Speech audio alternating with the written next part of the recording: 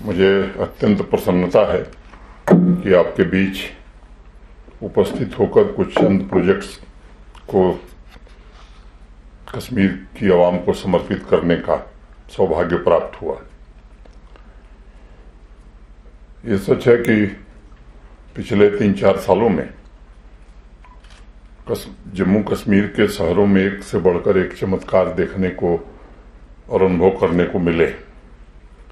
आज जिन 30 प्रोजेक्ट्स को शहरवासियों को समर्पित किया गया है, उसमें से अधिकांश प्रोजेक्ट 2021 या 22 में शुरू हुए थे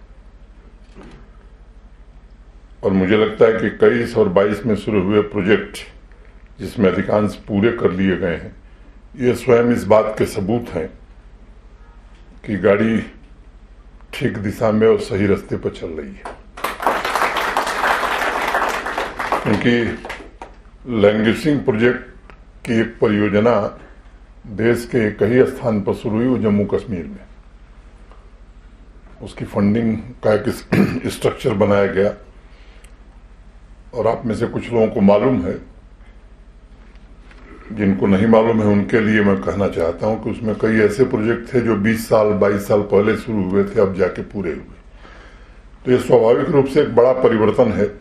ये 21 और 22 के प्रोजेक्ट जो शुरू हुए वो पूरे हो गए हैं।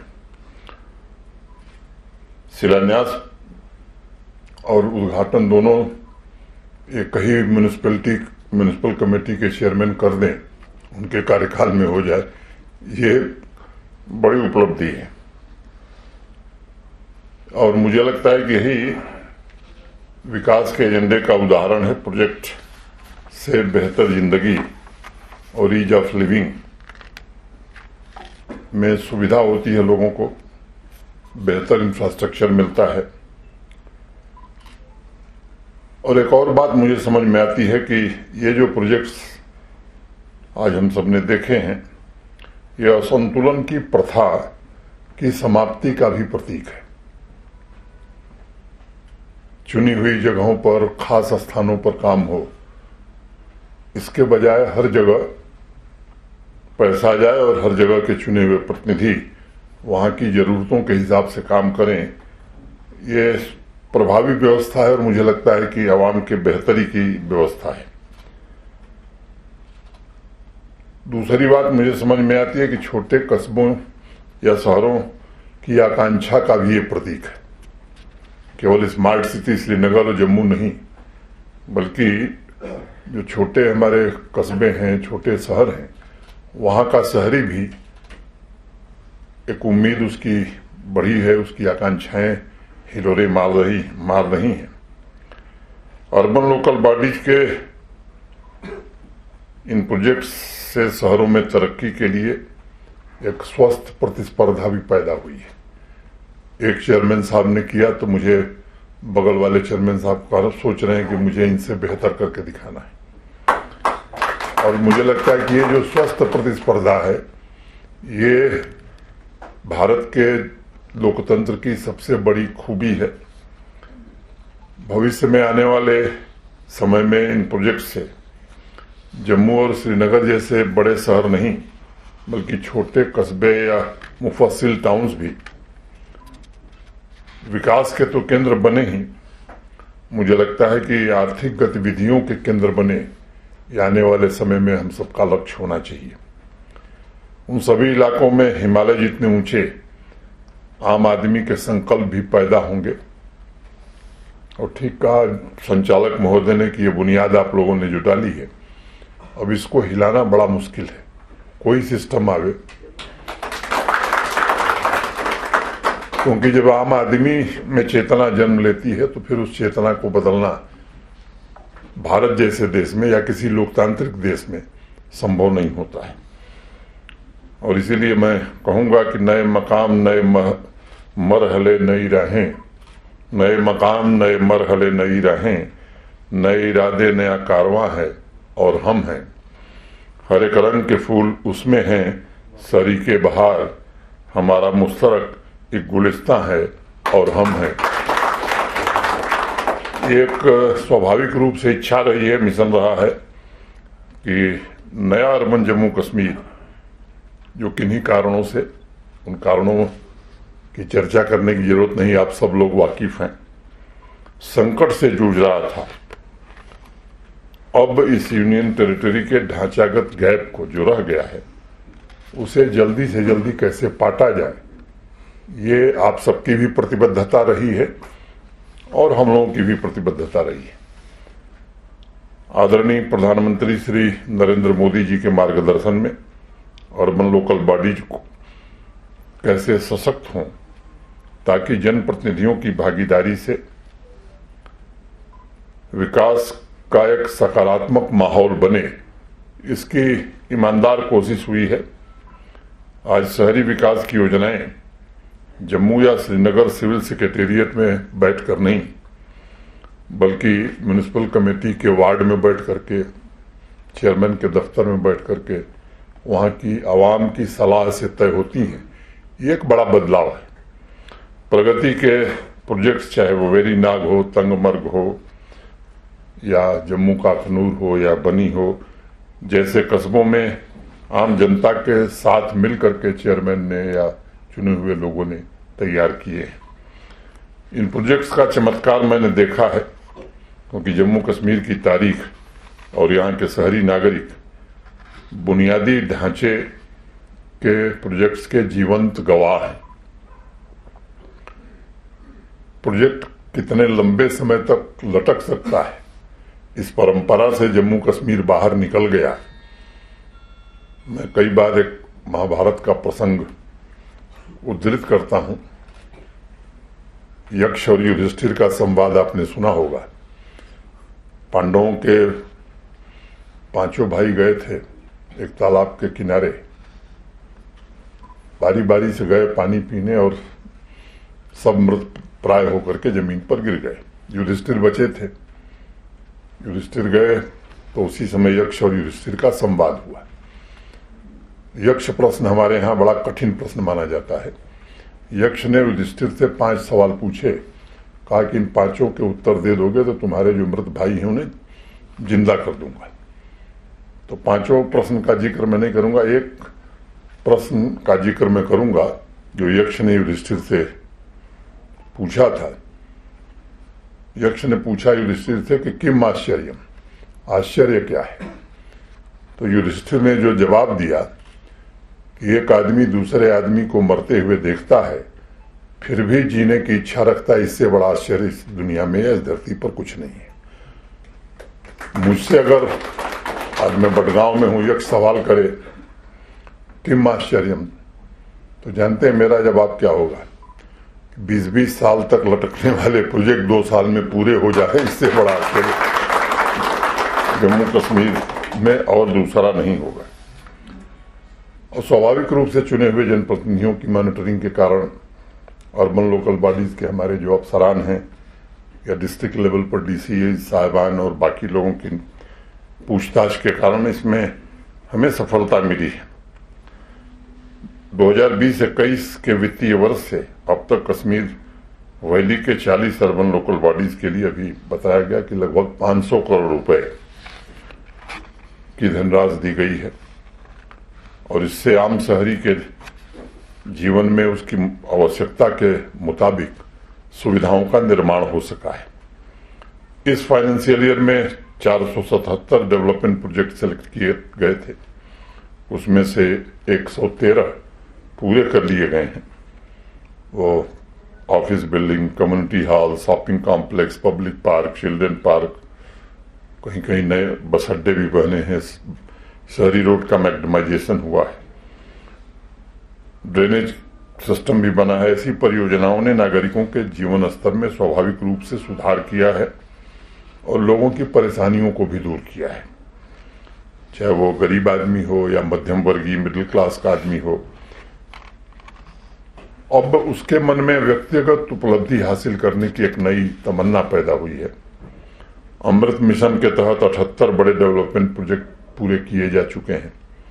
Sewerage, urban transport, drainage, green space, water supply के प्रोजेक्ट्स ने स्वाभाविक रूप से शहर में रहने वाले लोगों का जीवन सुधारा है पीएम स्वनिधि के लाभार्थी को आप सबने खुद सुना है।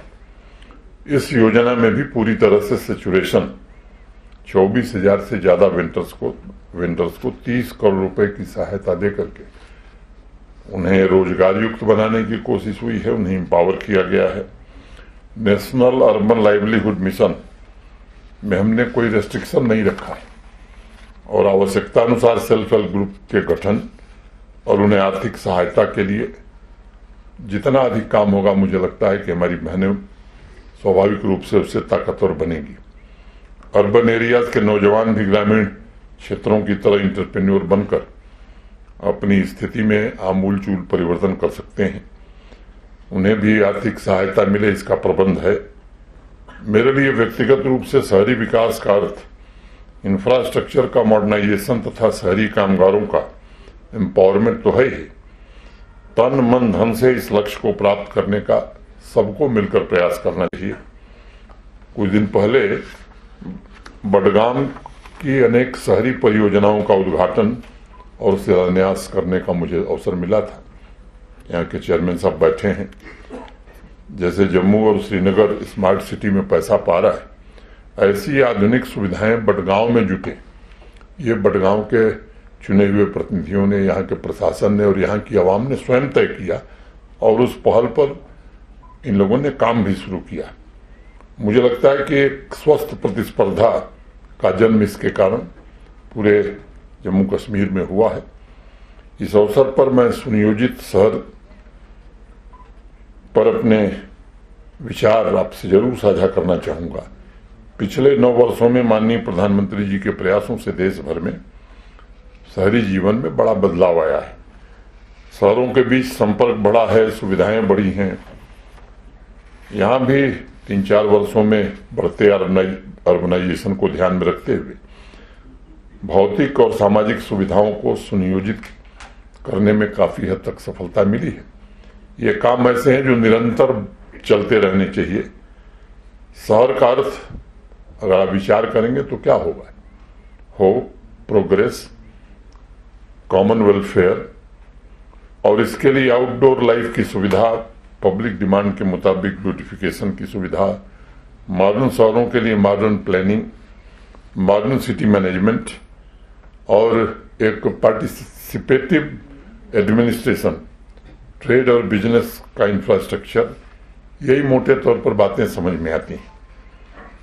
मुझे लगता है स्मार्ट सिटी कोई स्लोगन नहीं है, बल्कि एक जीवन शैली है और जिसे राष्ट्र के विकास में योगदान देने के लिए नागरिक तय करके इसे काबिल बना सकते हैं।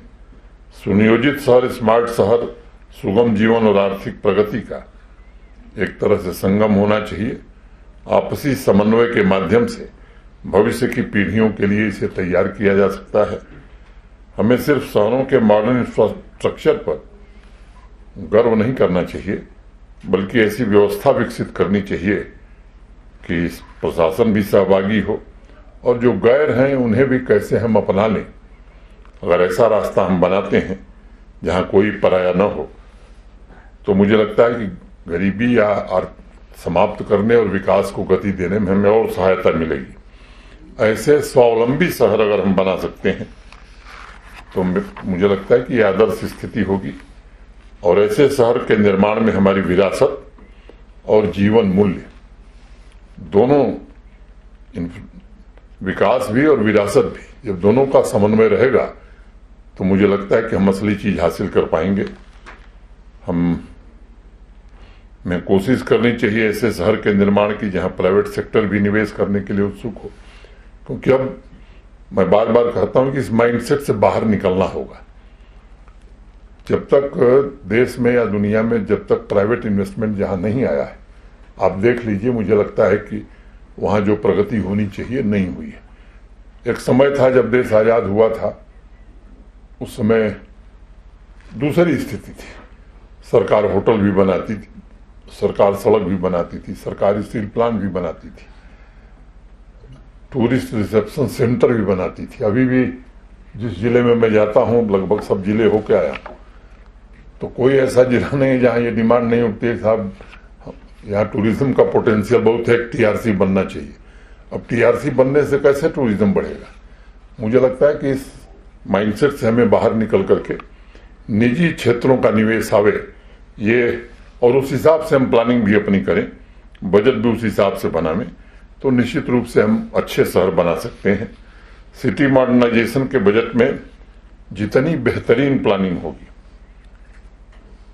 कैसी योजनाएं हमारी प्राथमिकता होनी चाहिए और उसके इम्प्लीमेंटेशन पर विशेष बल जब दिया जाएगा तो भविष्य के लक्ष्य हम प्राप्त कर सकते हैं।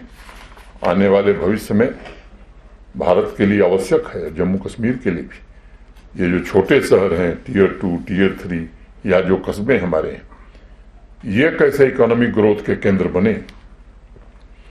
मुझे लगता है कि और इनकी भूमिका जब बढ़ेगी तब जो बात कोऑर्डिनेटर साहब कह रहे थे कि अभी हम दुनिया की 5वीं बड़ी अर्थव्यवस्था है, अभी तो 24-25 में तीसरी बनने जा रहे हैं, 47 का लक्ष्य की देश की, तो वो लक्ष्य हम तभी प्राप्त कर सकते हैं। मुझे विश्वास है कि इन कामों में जिस तरह से आपने काम किया है, निश्चित रूप से इससे बड़ी मदद मिली है। चुनाव समय से हो जाए ये आवश्यक है। एक संवैधानिक कठिनाई थी, यहाँ ओबीसी के लोगों को रिजर्वेशन नहीं था। अब जो व्यवस्था है उसमें ओबीसी को रिजर्वेशन देना ये संवैधानिक रूप से अनिवार्य है और बिना उसके अगर कोशिश की जाएगी तो कोई जाएगा। उसके अनेक रिप्रेजेंटेशन भी प्राप्त हुए हैं तो चुनाव रोक दिए जाएंगे। हम कोशिश करेंगे कि जल्दी से जल्दी ये काम खत्म हो। प्रस्ताव दिल्ली भेज दिया गया है ताकि या तो पार्लियामेंट से पारित कराना हो तो पार्लियामेंट से पारित हो, या महामहिम राष्ट्रपति जी की अधिसूचना आनी हो तो वहां से अधिसूचना करा के चुनाव जल्दी हो। और आज मैं यही कोशिश करूंगा कि आप सबों से फिर अगली बार भी मुलाकात हो। आज एक बार फिर मैं सभी अर्बन प्रोजेक्ट्स की संबंधित अर्बन लोकल बॉडीज के चेयरमैन साहिबान, वार्ड मेंबर्स और नागरिकों को हृदय से बधाई देता हूं और उम्मीद करता हूं कि नई फैसिलिटीज इन शहरों के जीवन में आमूलचूल बदलाव लाएंगी, वहां के निवासियों का जीवन आसान बनाएंगी तथा साथ साथ आर्थिक गतिविधियों में तेजी लाने में भी सहायक सिद्ध होंगी। अंत में 2 पंक्तियां कह के बात खत्म करूं। वही सितारा सबे गम का एक सितारा है, वही सितारा सबे गम का एक सितारा है, वो एक सितारा जो चश्मे शहर में रहता है। न जाने कौन है जिसकी तलाश में बिस्मिल, न जाने कौन है जिसकी तलाश में बिस्मिल, हर एक सांस मेरा अब सफर में रहता है, हर एक सांस मेरा अब सफर में रहता है। बहुत बहुत धन्यवाद। जय हिंद।